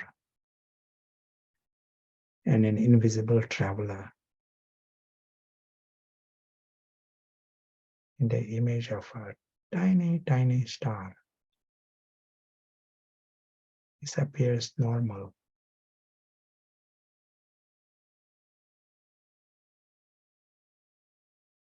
He understands he needs nothing from the story.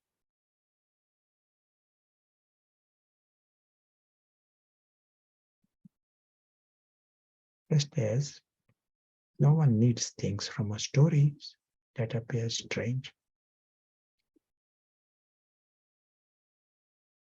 So he discovers that mind where there are no needs, no desperations, that whole desire of department of desires and begging, that stops.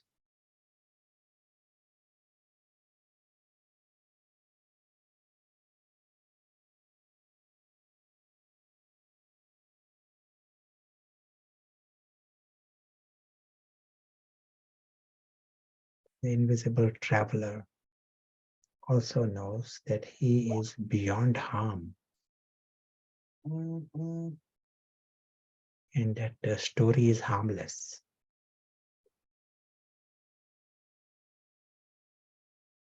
Nothing from anywhere can harm him, even the slightest.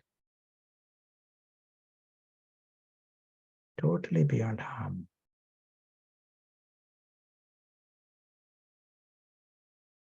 Blood and fire,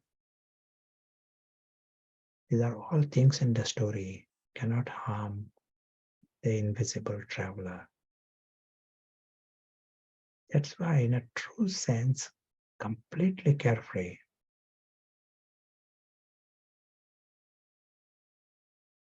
Independent at all levels.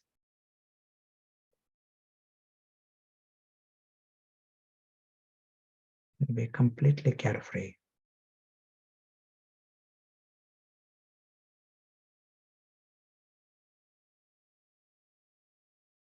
He understands he's lucky, very lucky,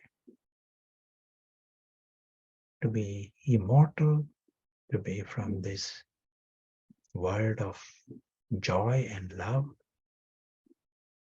We experience that mind being beyond harm, and to be from the family. All are like this, desireless, sorrowless.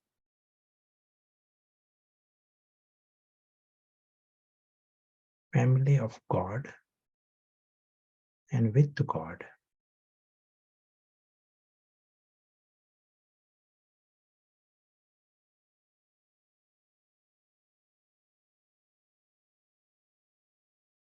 Discovers he's lucky, he knows everyone is lucky. He knows this silent truth of everyone.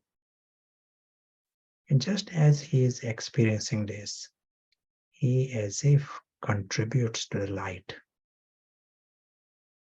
It is like lighthouse effect.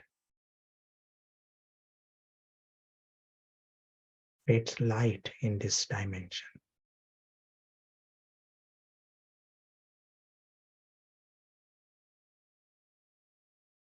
Just the attention, giving attention to this extraordinary truth. That is like creating light. And this is a huge help on a big scale.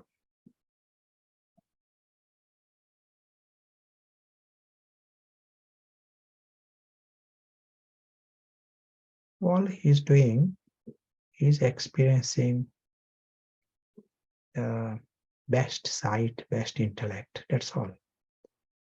That's all he has done. And he discovers the wonder of his truth, discovers the greatness of the family of souls.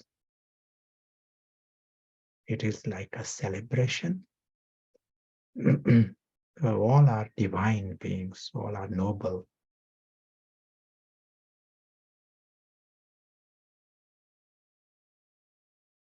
Family of souls. And this is the world with God, world of God.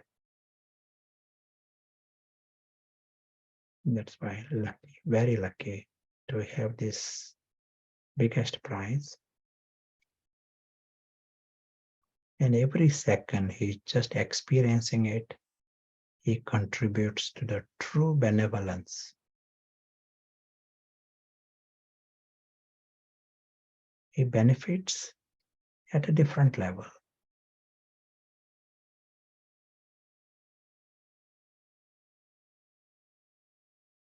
We also understand now what the intervention of God is. God is benefactor, but benefactor to whom?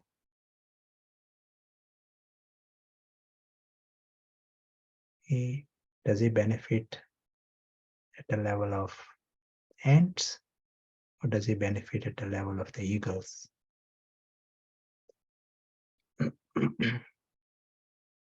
We are seeing that at the level of the ants, there is a story. And at that level, there is a script.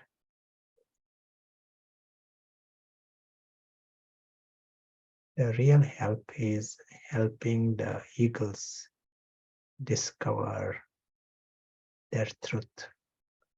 God's intervention will be at that level. And every second we remain conscious, we become helpers in this task. We are able to cooperate in this task.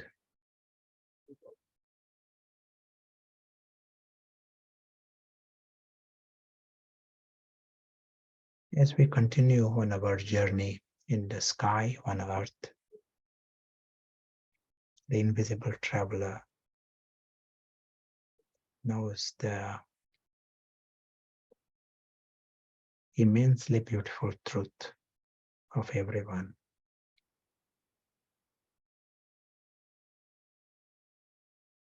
He sees that truth, he is seeing this truth of others. That is helpfulness. Thank you.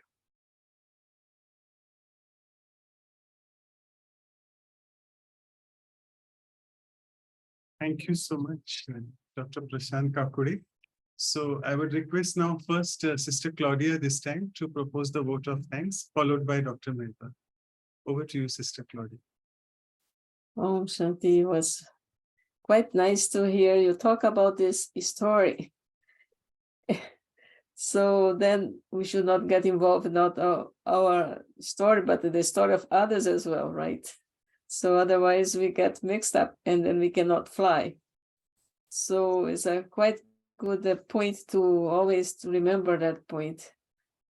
Fly high and then don't get involved with the stories of life. Yeah, thank you very much. And I hope to see you soon. You are coming to Vancouver next month.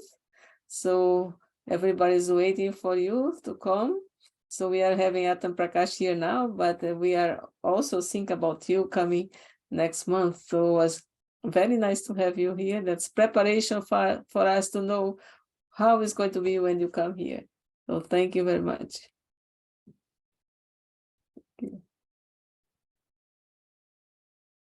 Dr. Prashant Bhai, it's such a pleasure to listen to you.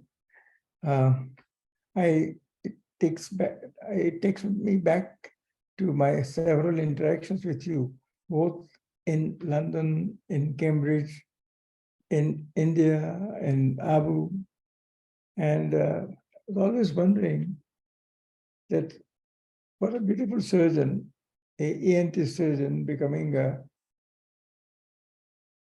spiritual leader, creative. And today's story was a great creative work that you have done. I still remember the time we have spent with you in the center in Cambridge, as well as in the inner space opposite the university.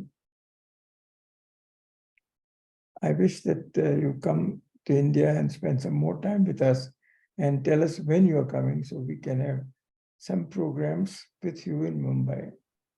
I know it's when you come, you prefer to go to Goa for a little longer while. I'm sure that it's a good opportunity. Aren't you coming this year? Been into India in February. Oh, you came. Yes. I missed it. Yes. And I very much remember with fondness our early morning walks in Mumbai.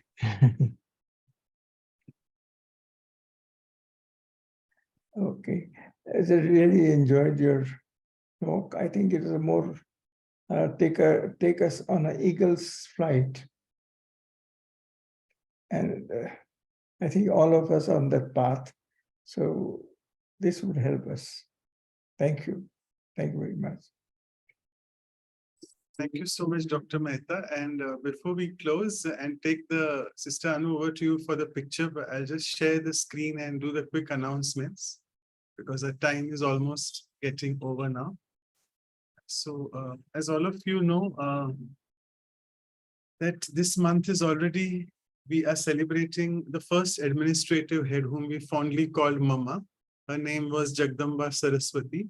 So it is her 58th Ascension anniversary, and we celebrate the next Saturday as the day of spiritual wisdom.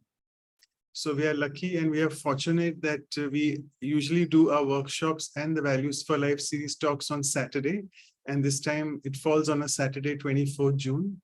So I think in lieu of that, in her remembrance, we have our next episode, which is very much the quality which she expressed, that is fearlessness. She was an embodiment of fearlessness. So that's the next episode 68. And we are fortunate we have with us a very senior Rajyogi, Dr. Nirmala Didi, who is basically the Joint Chief now of Brahma Kumaris and also who's the director of the Gyan Sarovar Academy for a Better World.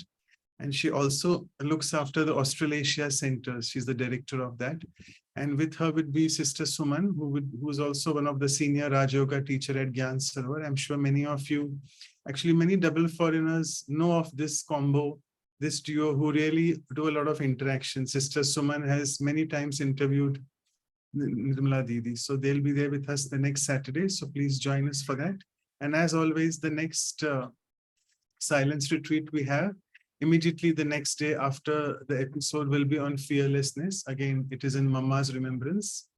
And as we do the workshop always, we have with us again a very new speaker this time, Sister Nalisha Mehta, who's also into the knowledge since, I must say, when she was a young adult and spent her life almost 15, 20 years, more than that, into Raj Yoga. And she'll be sharing her experiences during the workshop on Saturday, on 1st July. She currently is in Washington, DC and works there. So this is our elegant calendar. As always, we show you all. Sister Kosha prepares it. A big thanks to her. And we'll be sending you all the review materials along with this calendar in the emails. The new participants can please send your emails to us. These are addresses, emails, and the websites as well. And these are our links for the workshops and the Values for Life series episodes. So feel free to listen to the episodes which have happened so far. And with this, I would now request Sister Anu to please take the photograph as always. Sure. Yeah, I want to thank Dr. Prashant brother too, that discovering my truth will bring that real helpfulness to others. And yeah, eagle journey, as Dr. Mehta mentioned. So thank you so much. That's what we're taking with us, with all the stories you shared beautifully. And yeah, everybody's eager to take the photo. Everybody has opened their videos. Whoever have not, please on your video. We memorize this moment, like make it a beautiful memory with Dr. Prashant brother. So yes, I got that. Thank you. Thank you. Thank you. Thank you so much, Dr. Prashant, for your wisdom and for your time. Thanks. Everyone. Pleasure.